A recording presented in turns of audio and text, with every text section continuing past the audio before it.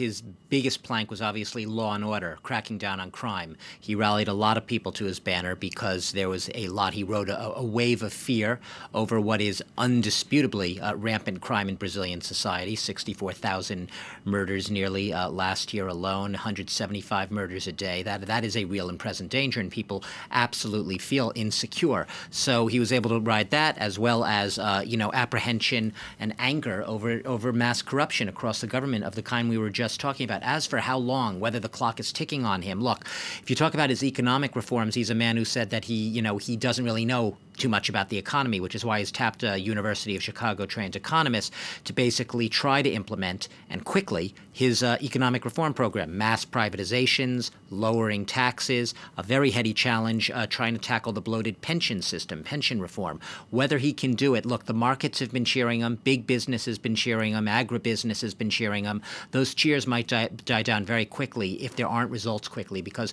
we've been talking about Brazil came out of recession a couple of years ago, but it's been a very tepid recovery, surging unemployment. We still have a bloated deficit. We have basically the inflation, the currency has been really plunging, and we have extremely low growth right now, anemic growth, if you will. So people want to see a change there. The markets are not going to give him long on that front. On other fronts, it's another question with the environment and crime. Yeah, exactly. And as I was about to say, one of the groups that's not cheering him is environmental activists. Brazil, obviously, a key country in terms of the global environment. And key for good reason. It's a key country because it has this thing called the Amazon, world's biggest tropical forest. It's a giant carbon sink. It basically sucks up carbon emissions that cause global warming. And it's been called the lungs of the planet. What is he basically doing? He's basically saying it's open field day on the Amazon, paving roads through it, opening it up to agribusiness for soybean and beef development. Deforestation's already been a problem, even under the previous government, despite promises to do better.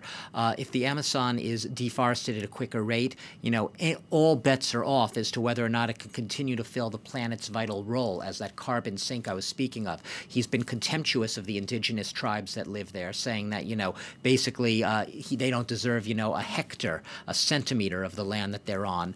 So what's their fate going to be? That's a whole nother question. But right now, his program with the environment is basically a non-program. We don't know whether he's going to pull out of the Paris Agreement. He's blown hot and cold on that. It could happen. It could not. But even without that right now, it already looks like his environmental program is very much reminiscent of what we see in the U.S. right now with Donald Trump, basically almost downgrading or ripping up, scrapping the environmental ministry altogether. Hasn't happened yet. Could happen. That's the fear.